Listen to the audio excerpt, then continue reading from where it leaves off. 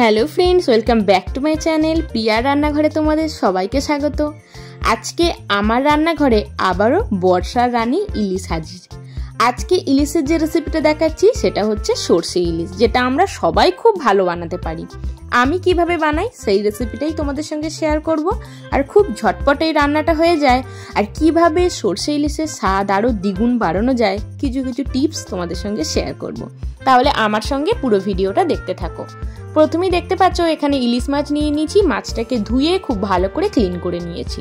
তারপর একটা বোলের মধ্যে প্রথমেই নিয়ে নিচ্ছি কালো সর্ষে, 2 চামচ কালো সর্ষে নিচ্ছি। আর নিচ্ছি পোস্ত। তোমরা যদি সাদা সর্ষে থাকে সাদা সর্ষেটাও নিতে পারো, কিন্তু ঝাঁঝের দিক থেকে বলতে গেলে কিন্তু কালো সর্ষেটাই বেস্ট। তারপর 2টো কাঁচা লঙ্কা নিলাম আর নিয়ে নিচ্ছি নুন। এটাকে এবার জল দিয়ে 10 মিনিটের জন্য একটু ভিজতে দিয়ে দেবো। এরম ভাবে সর্ষে পোস্ত একসাথে একটু ভিজিয়ে রেখে দেখো বাটাটা কিন্তু খুব স্মুথ হয়। মোটামুটি 10 মিনিট পর মিক্সিং জারের মধ্যে নিয়ে এটাকে একটা স্মুথ পেস্ট বানিয়ে নিয়েছি। এবার একটা ছাঁকনির মধ্যে ছেঁকে নেব। অনেকে সর্ষে বাটনার কোনো খাবার খেতে, মাছের ঝালই বলো বা কোনো চচ্চড়িতেই বলো, সর্ষে বাটনার খাবার খেতে ভয় করে যে শরীর খারাপ হবে। এরম ভাবে সর্ষে বাটনা বেটে তারপর যদি ছাঁকনিতে ছেঁকে খোলাটা ফেলে দেওয়া হয় সেক্ষেত্রে কোনো ভয় থাকবে না। ছাঁকনিতে ছেঁকে নিয়েছি খুব ভালো করে জল দিয়ে। এবার মাছগুলো নিয়ে নিয়েছি। দেখো মাছের গায়ে নুন হলুদ খুব ভালো করে মাখিয়ে নিচ্ছি। মাছটা যেহেতু একদম ফ্রেশ ছিল, আমি সর্ষে ইলিশটা বানাচ্ছি একদম কাঁচা মাছই বানাবো, মাছটাকে কোনো রকম ভাজবো না। যদি ফ্রেশ আর টাটকা মাছ পাওয়া যায় সেক্ষেত্রে কিন্তু কাঁচা মাছের সর্ষে ইলিশটা বানিয়ে দেখো, তার স্বাদ কিন্তু দুর্দান্ত হয়। ইলিশ মাছটা ভেজে নিয়ে বানালে কিন্তু স্বাদটা অতটাও ভালো আসে না। নুন হলুদ মাখিয়ে মাছটাকে প্রথমে আমরা একটু ম্যারিনেট করে নেব। মোটামুটি মিনিট 5 মতো এটাকে একটু সাইডে রেখে দেব। খুব যত্ন সহকারে মাছের গায়ে নুন হলুদটা মাখিয়ে নিয়েছি। তারপর একটা কড়াই গ্যাসের মধ্যে বসিয়ে দিয়েছি। কড়াই বসিয়ে দিয়ে দিচ্ছি 2 চামচ মতো সর্ষের তেল। তেলটা খুব ভালো করে গরম করে নেব। অবশ্যই ছোট চামচের 2 চামচ তেল আমি দিয়েছি। তেলটা গরম করে নিয়ে 1/2 চামচ কালো জিরে ফোড়ন দিয়ে দিয়েছি। সঙ্গে দিয়েছি 4-5টা চেরা কাঁচা লঙ্কা। ইলিশ মাছ রান্নার ক্ষেত্রে আমি যেটা করি, কাঁচা লঙ্কাগুলোকে তেলের মধ্যে একটু ভেজে নিই। তেলের মধ্যে পুরো লঙ্কার ফ্লেভারটা চলে আসার খেতে দুর্দান্ত হয়। আর খুব ভালো কালারের জন্য তোমরা ডাইরেক্ট তেলের মধ্যে হলুদ দিতে পারো, এতে কালারটা দারুণ আসে। তারপর আর কিছুই না, পোস্ত আর সর্ষের যে পেস্টটা বানিয়ে রেখেছিলাম সেটা দিয়ে দিলাম। এটা একদম খুব তাড়াতাড়ি হয়ে যায়।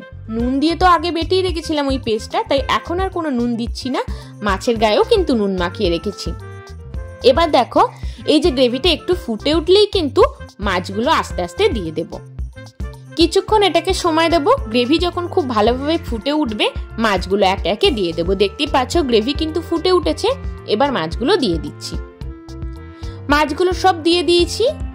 দিয়ে কিছুক্ষণ ঢাকা দিয়ে রাখবো। তারপর মিনিট 2 পর আর একবার ঢাকা খুলে মাছগুলো উল্টে পাল্টে খুব ভালো করে মিশিয়ে নেব।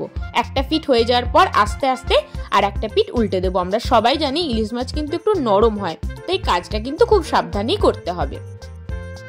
আর একটা পিঠ উল্টে দিয়ে আরো 5 মিনিটের জন্য এটাকে দমে হতে দেব। মোটামুটি 5 মিনিট হয়ে গেছে। দুটো পিঠই 5 মিনিট করে লো টু মিডিয়াম ফ্লেমে ফুটিয়ে নিয়েছি। মাছ সেদ্ধ হয়ে গেছে, এদিকে রেসিপিও একদম রেডি হয়ে গেছে। এত সুন্দর একটা সুগন্ধ বেরোচ্ছে না, যারা ইলিশ মাছ ভালোবাসো এই গন্ধেই মনে হবে অর্ধেক ভাত খাওয়া হয়ে যাবে। একদম শেষ স্টেপে বড় চামচের 1 চামচ সর্ষের তেল উপর থেকে ছড়িয়ে দিলাম। ইলিশ মাছের সঙ্গে খাঁটি সর্ষের তেলের কম্বিনেশনটা জাস্ট ফাটাফাটি লাগে। দেখতেই পাচ্ছ রেসিপি একদম ডান। গ্যাসের ফ্লেম অফ করে দিয়েছি। এবার গরম গরম ভাতের সঙ্গে সার্ভ করে দেব সর্ষে ইলিশ।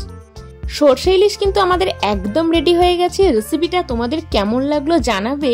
আর আমার মতো কারা কারা ইলিশ মাছ খেতে ভালোবাসো আর ইলিশ মাছের সর্ষে ইলিশের পদটা বেশি খেতে ভালোবাসো, আমাকে কিন্তু কমেন্ট সেকশনে অবশ্যই জানাবে। আর আমার দেখানো এই সর্ষে ইলিশ রেসিপিটা তোমাদের কেমন লাগলো জানিও। ভালো লাগলে লাইক করো, ফ্রেন্ডস ফ্যামিলির সঙ্গে শেয়ার করো। আর যেসব বন্ধুরা আমার চ্যানেলকে এখনো সাবস্ক্রাইব করোনি, প্লিজ বন্ধুরা চ্যানেলটা সাবস্ক্রাইব করে দিও। আমি এরকমই নতুন নতুন রেসিপি বা পুরোনো দিনের সাবেকি রেসিপি নিয়ে হাজির হব। আমার চ্যানেলে ইলিশের আরো কিছু রেসিপি আছে। জানি বাঙালিরা সর্ষে ইলিশের ভিন্ন খুব বেশি ইলিশ নিয়ে এক্সপেরিমেন্ট করতে চায় না। তাও তোমরা যদি দেখতে আগ্রহী হও আমি আই বাটনে দিয়ে দেবো, প্লিজ ক্লিক করে দেখে নিও। আর আমাকে জানিও তোমাদের কেমন লাগলো। তাহলে আজ আসি, সবাই খুব ভালো থেকো, টাটা।